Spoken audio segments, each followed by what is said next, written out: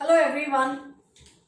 I'm fairly excited about today's video because we have spent about 4 lectures so far, and all that was dedicated towards developing a machinery for proving Lagrange's theorem.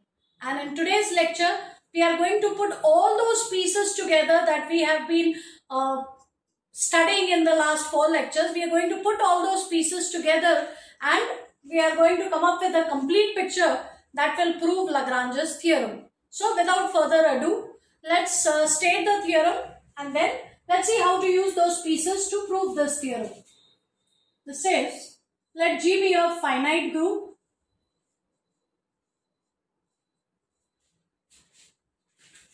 if H is a subgroup of G, then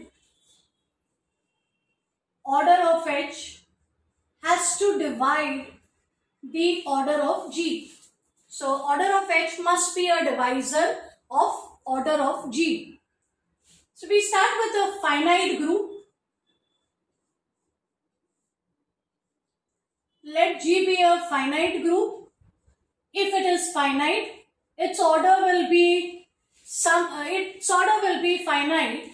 So let us say order of G is equal to n. Now let us take any subgroup H of G. When I say H is a subgroup of G, firstly H has to be a subset of G.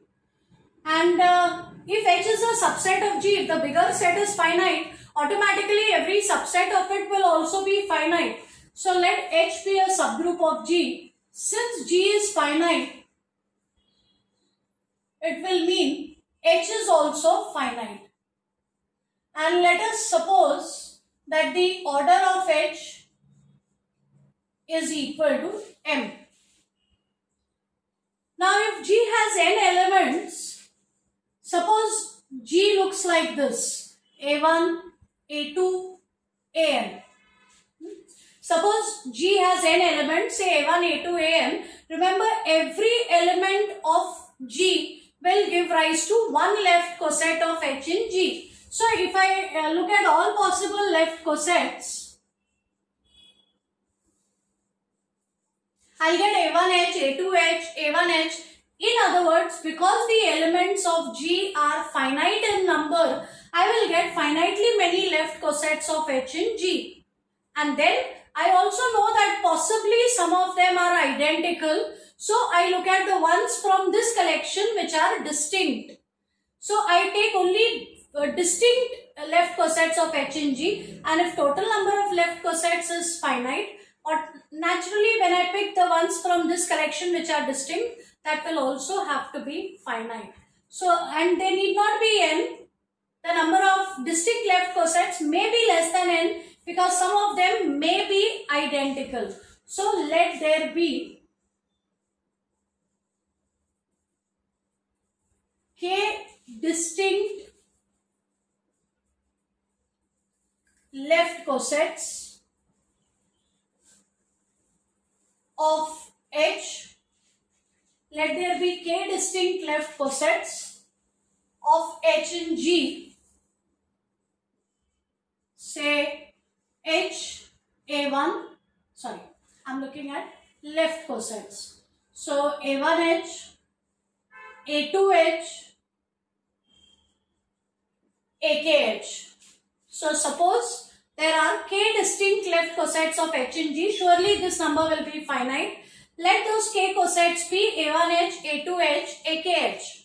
And now look at theorem 8. By the way, if this is the first video that you are seeing in this chapter, then it will be a good moment to pause your video, or even if you have seen the first 4 videos, it will be a good idea to simply write down the statements of the 8 theorems that we have proved in one place, or just revise those 8 results and then get back to the proof, because you will miss out on the excitement, the fun of proving Lagrange's theorem if you are not familiar with those pieces. So pause the video in case you are not familiar.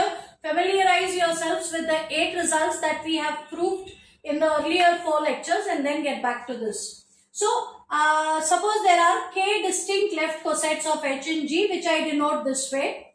Now, I use theorem 8. Theorem 8 tells me that a group can be written as a union of all distinct left cosets of H in G. So, I can write G as union AIH, I running from 1 to K. I'm using a slightly different notation for the union because this stands for disjoint union. It means that the sets in this collection are distinct. So,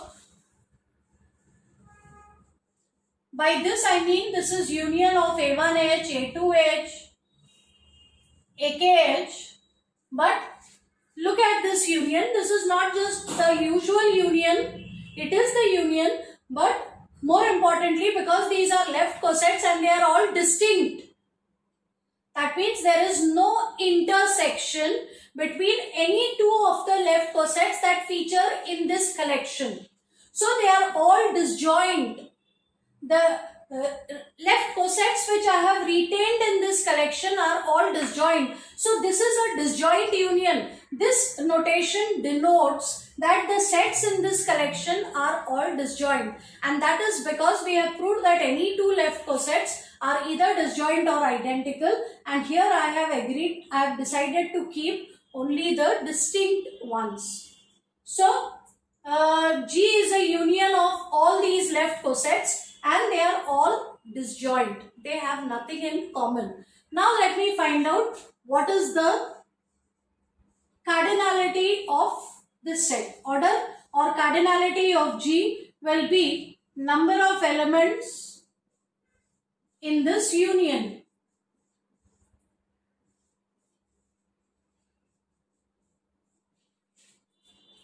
Alright? And you all know hopefully what is the formula for number of elements in A union B. It is number of elements in A plus number of elements in B minus the number of elements in A intersection B, because the intersection elements get counted twice, once in A and once in B. But if your sets are disjoint, then A intersection B is empty. That means number of elements in this section is 0. So if your sets are disjoint, then the number of elements in A union B is number of elements in the first set plus number of elements in the second set, and that is what I am going to use here. Remember, these sets in the union are all disjoint. So the order of G will be equal to number of elements in the first set plus number of elements in the second set, so on, number of elements in the kth set. Okay? Because these sets are all disjoint, number of elements in their union is simply the sum of the elements in the individual sets. And now recall that result where we proved that any two left cosets of H in G have the same number of elements in the finite case. In fact, we proved that every left coset will have the same number of elements as the subgroup H. I proved this in a note after that theorem. So, the number of elements in any left coset of H will be the same as the number of elements in H. So, this will be equal to number of elements in H plus number of elements in H plus number of elements in H. And notice that on the right hand side, I have precisely k terms. I have k terms on the right hand side. So the order of G will be equal to, and I know I have taken the order of H to be m. So this is m plus m plus m k times. I had also taken the order of G as n. So I get n equal to m into k, which means n is a multiple of m, or m is a divisor of n.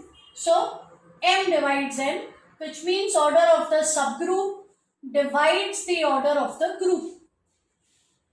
So we have managed to prove that for a finite group, order of a subgroup as to divide the order of the group.